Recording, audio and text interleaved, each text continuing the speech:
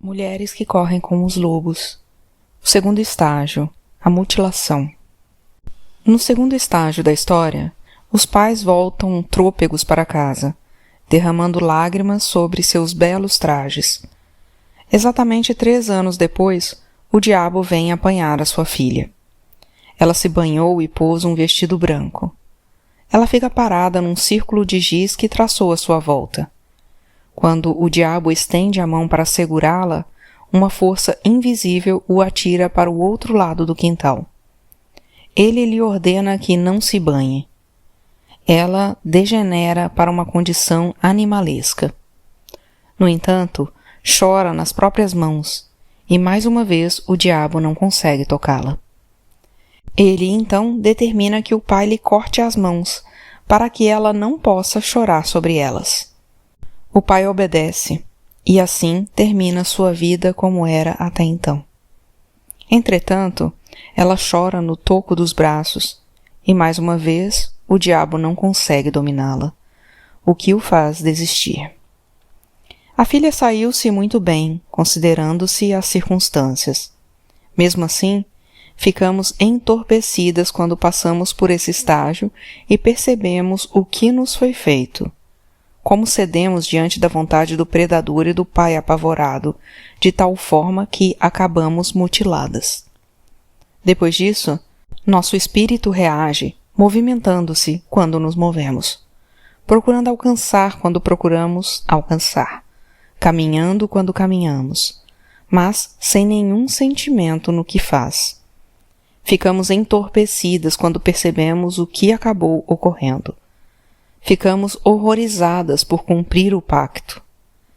Pensamos que nossos constructos paternos interiores deveriam estar sempre alerta, solidárias com a psique em flor e protetoras para com ela.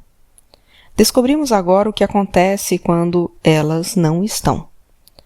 Passam-se 3 anos entre o acordo e a volta do diabo. Esses 3 anos representam um tempo em que a mulher não tem plena consciência do fato de que ela própria é a vítima do sacrifício. Ela é o holocausto oferecido em troca de algo sem valor. Na mitologia, o período de 3 anos é a época do aumento de pressão, como nos 3 anos de inverno que precedem o Ragnarok, o crepúsculo dos deuses na mitologia escandinava. Em mitos como esses, 3 anos de alguma natureza decorrem, vem então a destruição e, em seguida, daquela devastação, nasce um novo mundo de paz. Esse número de 3 simboliza o tempo em que a mulher se pergunta o que irá acontecer agora, em que ela gostaria de saber se o que mais teme, ser totalmente envolvida por uma força destrutiva, vai realmente ocorrer. O símbolo do número 3 nos contos de fadas obedece ao seguinte modelo. A primeira tentativa não é certo, a segunda também não. Da terceira vez, agora algo vai acontecer.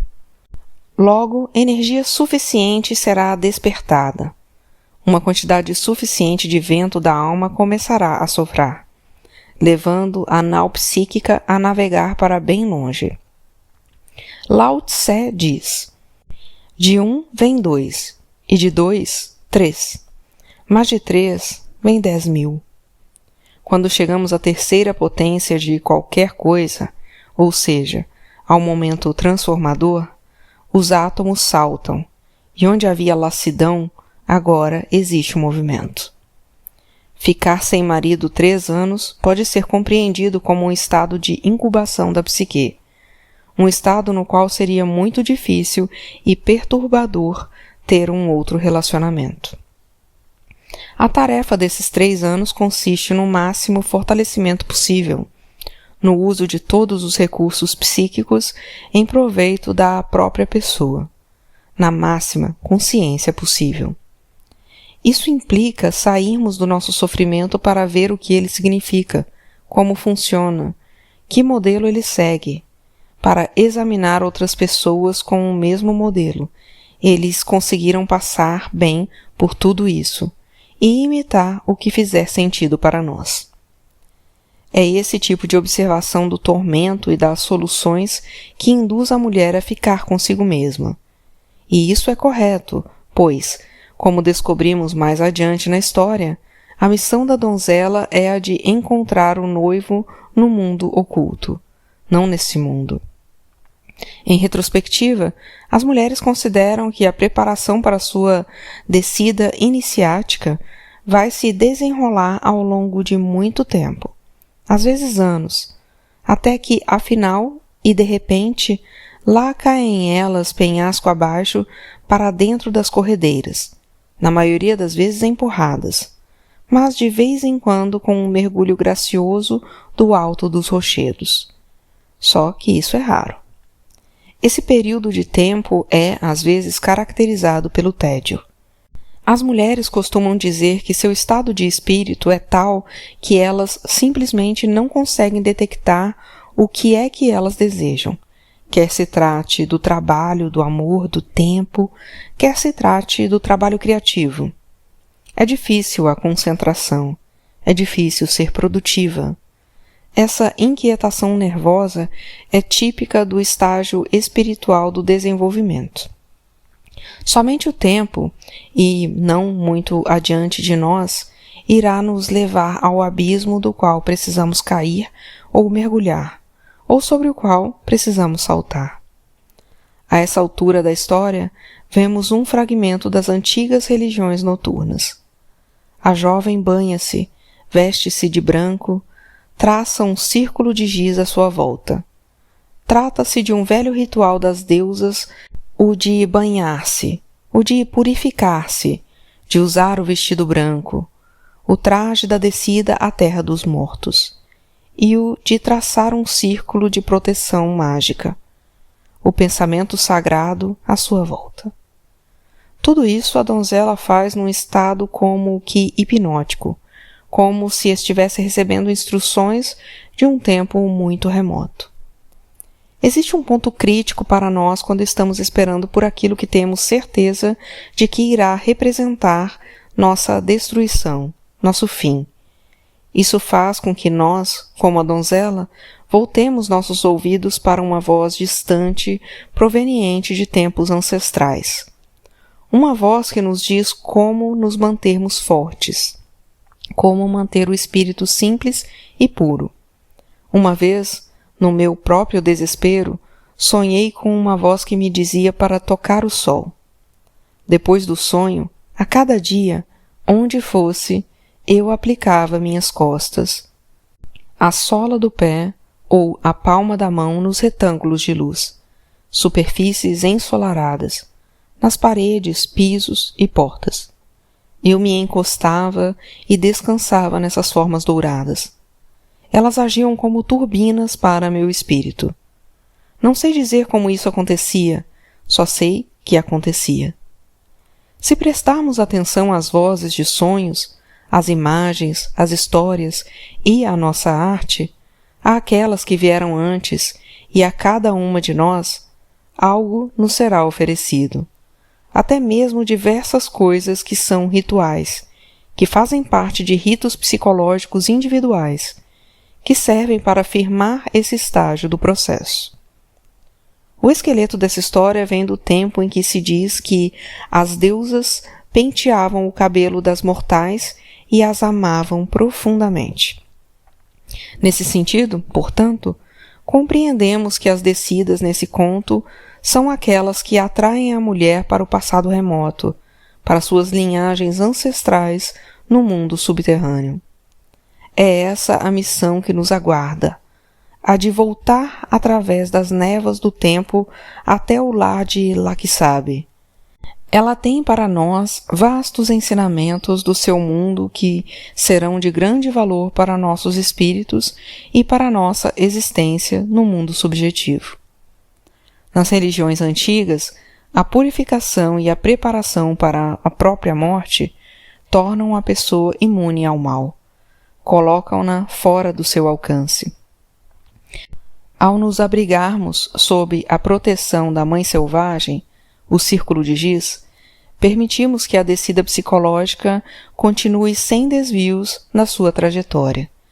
sem que nossa vitalidade seja destruída pela diabólica força oponente da psique. E aqui estamos nós, vestidas e com o máximo de proteção possível, à espera do nosso destino. A donzela chora. No entanto, chora nas próprias mãos. A princípio, quando a psique chora inconscientemente, não conseguimos ouvi-la, a não ser por uma sensação de desamparo que se abate sobre nós. A donzela continua a chorar. Suas lágrimas são a germinação daquilo que a preservará, daquilo que purifica o ferimento recebido. C.S. Lewis escreveu sobre o frasco de lágrimas de criança que cura qualquer ferimento com apenas uma gota. As lágrimas, na mitologia, derretem o coração enregelado. Na história, a criança da pedra, o povo inuit, as lágrimas mornas de um menino fazem com que uma pedra fria se quebre, liberando um espírito protetor. Na história de Mary Kulani, o demônio que se apoderou de Mary não pode entrar em nenhuma casa onde haja lágrimas derramadas com sinceridade, pois essas ele considera água benta. Desde o início da história, as lágrimas cumpriram 3 funções. Chamaram os espíritos para o lado de quem chora, afastaram os que queriam abafar e amarrar a alma pura e curaram os males decorrentes de pactos infelizes. Há épocas na vida de uma mulher em que ela chora e não consegue parar de chorar e, mesmo que tenha o auxílio e o apoio dos seres amados, ainda assim ela chora. Algo nesse pranto mantém o predador afastado, mantém longe a vantagem ou o desejo mórbido que irá destruí-la. As lágrimas fazem parte do concerto de rasgos na psique pelas quais a energia vinha vazando sem parar. A questão é séria, mas o pior não ocorre. Nossa luz não é roubada, porque as lágrimas nos tornam conscientes. Não há a menor chance de se voltar a adormecer quando se está chorando. O sono que nos chega nessas circunstâncias é apenas repouso para o corpo físico. Às vezes, a mulher diz: "Não aguento mais chorar, estou cansada, quero parar com isso." No entanto, é a sua alma que está gerando as lágrimas, e elas são a sua proteção. Por isso, ela precisa continuar até a hora em que acabe essa necessidade. Algumas mulheres ficam assombradas com a quantidade de água que seu corpo produz quando elas choram. Isso não irá durar para sempre, só até que a alma considere terminada sua sábia expressão. O diabo tenta se aproximar da moça e não consegue, porque ela se banhou e chorou. Ele admite que seu poder está enfraquecido com essa água benta e exige que ela não mais se banhe. No entanto, em vez de evitá-la, a falta de banho surte o efeito oposto. Ela começa então a se parecer com uma força animal, com a natureza selvagem subjacente, e isso também é uma proteção. Pode ser nesse estágio que a mulher passe a se interessar menos ou de modo diferente pela sua aparência. Ela pode sair por aí vestida mais como um emaranhado de gravetos do que como uma pessoa. À medida que ela contempla sua provocação, muitas preocupações anteriores recuam para segundo plano. Bem, diz o diabo, se eu descascar sua camada civilizada, eu talvez possa roubar sua vida para sempre. O predador deseja degradá-la, enfraquecê-la com suas proibições. O diabo acha que, se a donzela não tomar banho e ficar imunda, ele poderá roubá-la de si mesma. O que acontece, porém, é exatamente o contrário, pois a mulher suja de fuligem, a mulher de lama, é amada pela mulher selvagem e, inequivocamente, protegida por ela. Aparentemente, o predador não compreende que suas proibições somente a aproximam cada vez mais da sua poderosa natureza selvagem. O diabo não consegue chegar perto do self selvagem. Esse relato tem uma pureza que acaba repelindo a energia imprudente ou destrutiva. A combinação desse estado com a pureza das lágrimas impede o acesso àquela coisa ruim que deseja seu mal para ter uma vida mais plena. Em seguida, o diabo dá ordens ao pai para que mutile sua filha, decepando-lhe as mãos. Se o pai não obedecer, o espírito do mal ameaça acabar com toda a psique. Tudo aqui irá morrer. Você, sua mulher, todos os campos até onde sua vista alcance. O objetivo do diabo é o de fazer com que a donzela perca as mãos, ou seja, sua capacidade psíquica de aprender, de segurar, de ajudar a si mesma ou aos outros. O elemento paterno da psique não está maduro, não consegue firmar sua posição diante desse perigoso predador e, assim, corta fora as mãos da filha. Ele tenta implorar por ela, mas o preço, a destruição de toda a força criativa da psique, é alto demais. A filha submete-se à mutilação, e o sacrifício de sangue é realizado. Aquilo que nos tempos antigos indicava uma descida total até o mundo subterrâneo. Com a perda das mãos, a mulher abre caminho para entrar na selva subterrânea, o campo de iniciação do mundo oculto. Se estivéssemos no teatro grego, o coro trágico iria agora lamentar-se e chorar, pois, mesmo que esse ato faça com que ela adquire um poder imenso, nesse instante a inocência da mulher foi assassinada, sem poder jamais voltar a ser o que era antes. O machado de gume de prata vem de uma outra camada arqueológica do antigo feminino selvagem, na qual a prata é a cor especial do mundo espiritual e da lua.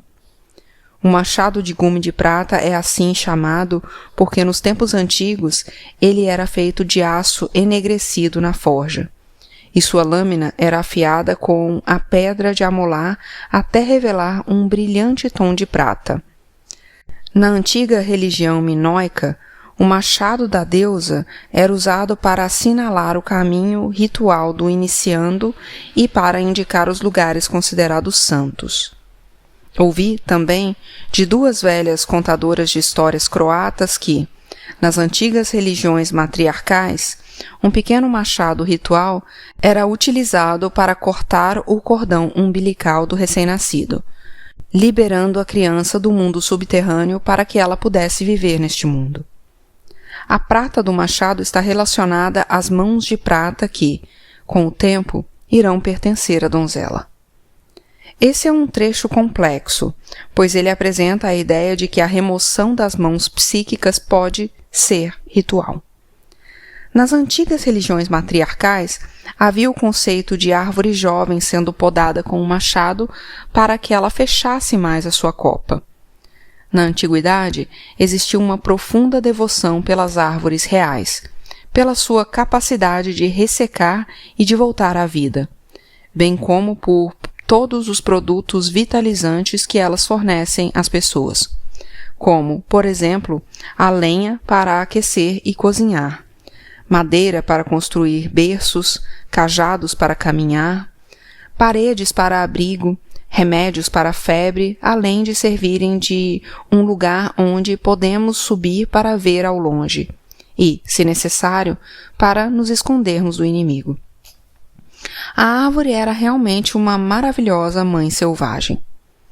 Nas antigas religiões matriarcais, esse tipo de machado pertence por natureza à deusa, não ao pai.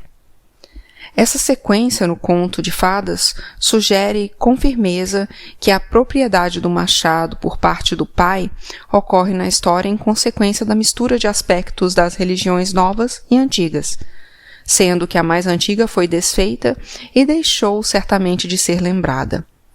No entanto, independente das névoas do tempo e ou das camadas que encobrem essas antigas ideias sobre a iniciação das mulheres, ao acompanhar uma história como essa, podemos extrair do emaranhado aquilo que precisamos. Podemos refazer um mapa que mostra o caminho da descida e o caminho de volta. podemos compreender a remoção das mãos psíquicas exatamente da mesma forma que esse símbolo era compreendido pelos antigos. Na Ásia, o machado celestial era utilizado para separar a pessoa do self não iluminado.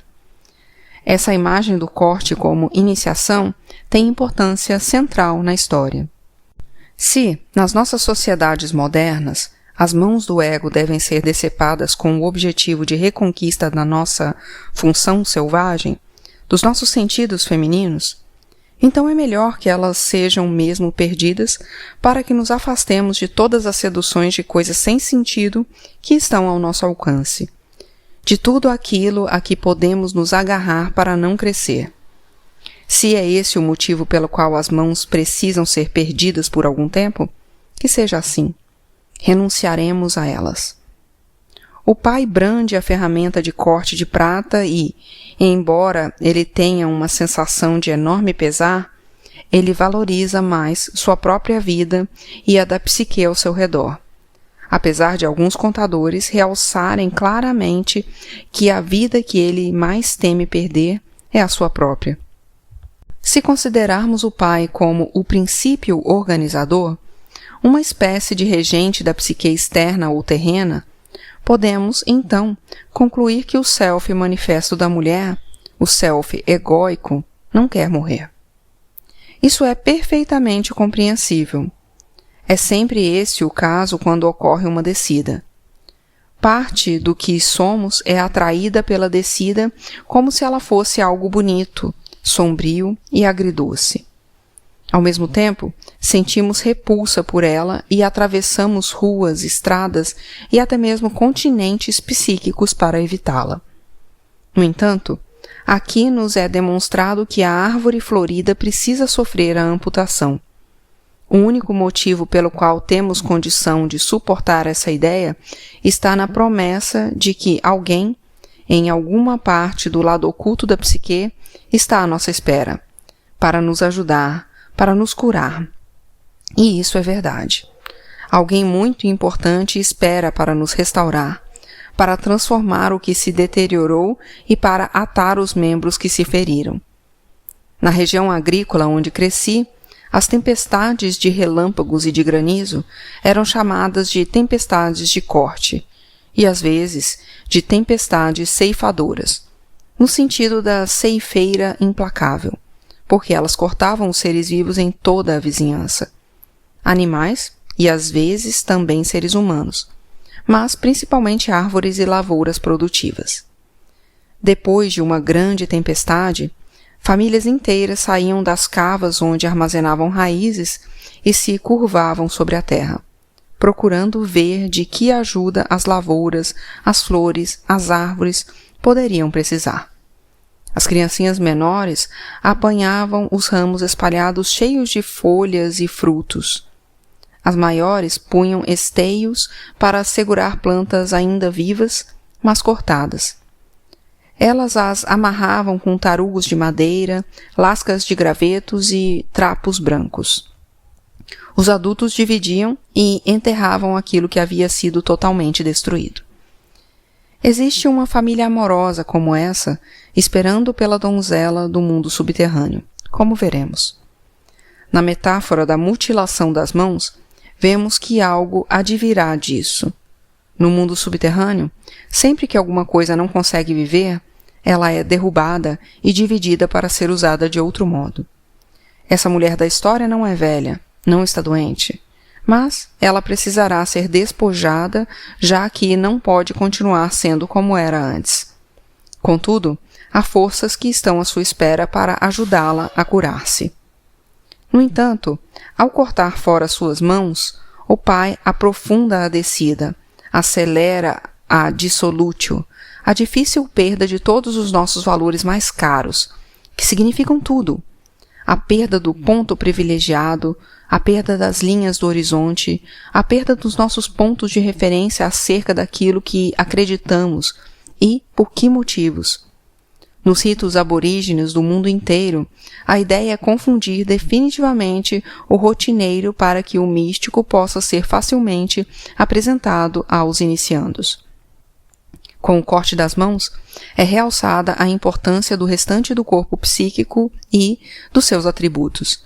E nós também que o tolo pai regente da psique não tem muito tempo de vida, pois a mulher profunda e mutilada vai cumprir sua tarefa, com ou sem a assistência e proteção do pai. E por mais medonho que possa parecer a princípio, essa nova versão do corpo vai ser de ajuda. Portanto, é nessa descida que perdemos nossas mãos psíquicas, aquelas partes do nosso corpo que, em si mesmas, se assemelham a dois pequenos seres humanos. Nos tempos antigos, os dedos eram comparados a pernas e braços, e a articulação do pulso, a cabeça. Esses seres sabem dançar, eles sabem cantar. Uma vez bati palmas acompanhando o ritmo com René Heredia, uma grande guitarrista de flamenco. No flamenco, as palmas das mãos falam, geram sons que são as palavras, como mais rápido, minha bela, mais alto agora, mais fundo. Ah, sinta-me, sinta essa música, sinta isso e mais isso. As mãos são seres por si sós. Quando se estudam presépios da região do Mediterrâneo, com grande frequência vê-se que as mãos dos pastores e dos reis magos, ou de Maria e José, são todas posicionadas de modo a ter as palmas voltadas para o menino Jesus, como se a criança fosse uma luz que pudesse ser recebida através da pele das palmas. No México, também se percebe o mesmo gesto em estátuas da grande deusa da Guadalupe, que derrama sua luz purificadora, voltando sobre nós as palmas das mãos. O poder das mãos é registrado desde o início de tempos históricos. Em Caienta, na reserva Navajo, há uma certa cabana com uma antiga marca de uma mão vermelha ao lado da porta. Ela quer dizer, aqui estamos em segurança. Como mulheres, tocamos muitas pessoas. Sabemos que nossa palma é uma espécie de sensor. Quer seja num abraço, numa palmadinha, quer seja num simples toque no ombro, estamos interpretando as pessoas que tocamos. Se estivermos ligadas a lá que sabe, sabemos o que o outro ser humano sente quando o apalpamos. Para algumas pessoas, chegam-lhes informações sob a forma de imagens e até mesmo de palavras, dando-lhes conta do estado emocional do outro. Poderíamos dizer que existe nas mãos uma espécie de radar.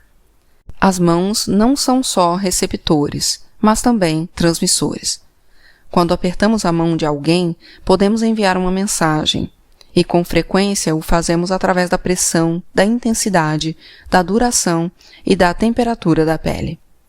As pessoas que, consciente ou inconscientemente, têm más intenções, apresentam toques que dão a impressão de estar fazendo perfurações no corpo da alma psíquica do outro.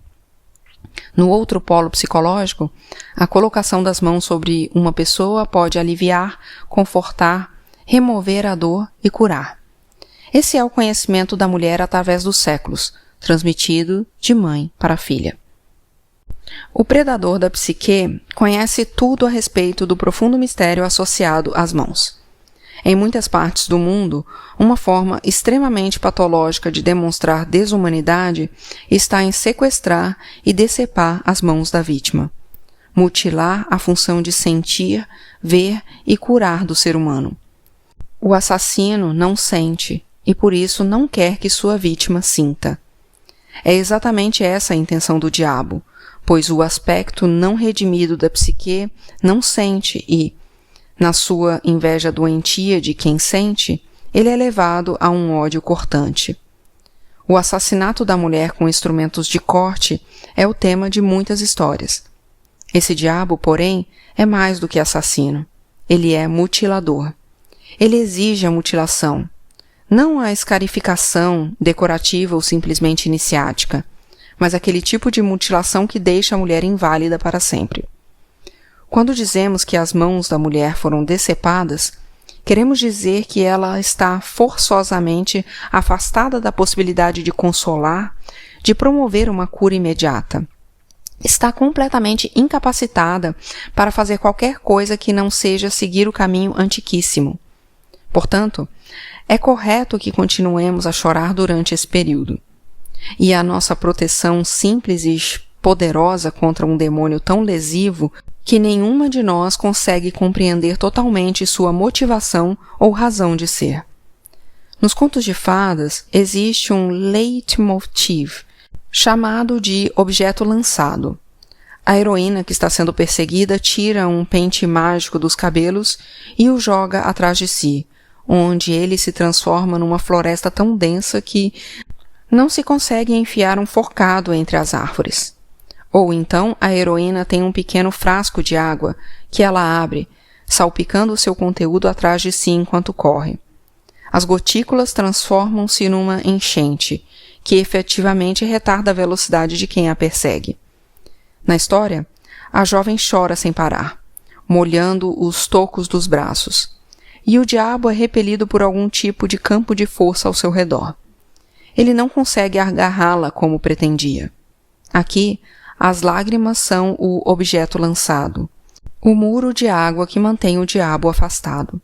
Não porque ele esteja comovido ou emocionado com elas. Ele não está. Mas porque há algo na pureza das lágrimas verdadeiras que anula o poder do demônio. Descobrimos que isso é verdade quando choramos a mais não poder porque não há nada, absolutamente nada, no horizonte a não ser as possibilidades mais áridas, mais sombrias e impenitentes. E, no entanto, são nossas lágrimas que nos salvam de arder até nos reduzirmos a cinzas. A filha deve lamentar-se. Fico perplexa com o fato de as mulheres hoje em dia chorarem tão pouco e, quando o fazem, procuram justificativas. Fico preocupada quando a vergonha ou o deshábito começam a eliminar uma função natural. Ser uma árvore florida e estar cheia de seiva é essencial. Senão, você pode se quebrar. Chorar faz bem, e é certo.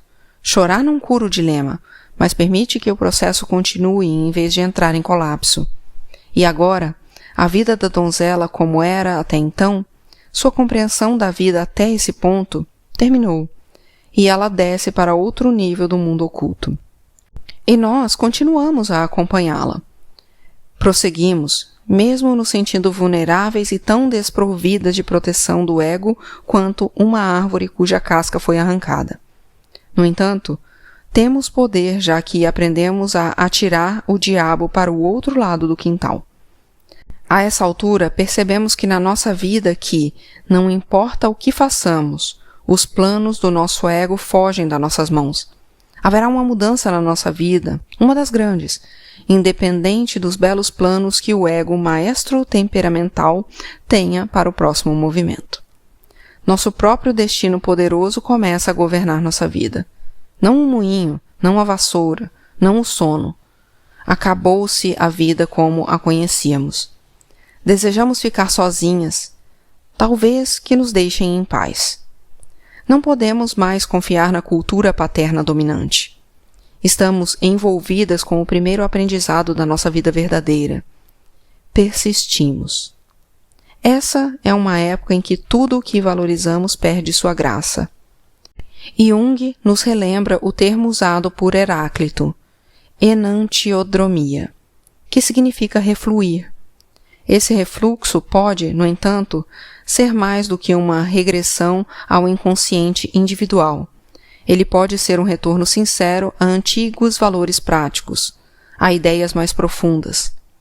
Se compreendermos esse estágio da iniciação da resistência como um passo atrás, devemos também considerá-lo um passo de 10 léguas para trás e para baixo, que nos leva ao reino da mulher selvagem. Tudo isso faz com que o diabo jogue o rabo sobre o ombro e vá embora furioso. Nesse sentido, quando a mulher sente ter perdido o contato, perdido o seu jeito habitual de lidar com o mundo, ela tem poder ainda na pureza da sua alma. Ela é forte na sua insistente tristeza, e isso faz com que se afaste daquilo que a quer destruir. É verdade que o corpo psíquico perdeu suas mãos, mas o resto da psique irá compensar essa perda. Ainda dispomos de pés que conhecem o caminho. A mente e alma com a qual vemos longe. seios e ventre para pressentir, exatamente como a exótica e enigmática deusa do ventre. Balbo, que representa a profunda natureza instintiva das mulheres, e que também não tem mãos. Com esse corpo incorpóreo e estranho, vamos adiante. Estamos a ponto de realizar a descida seguinte.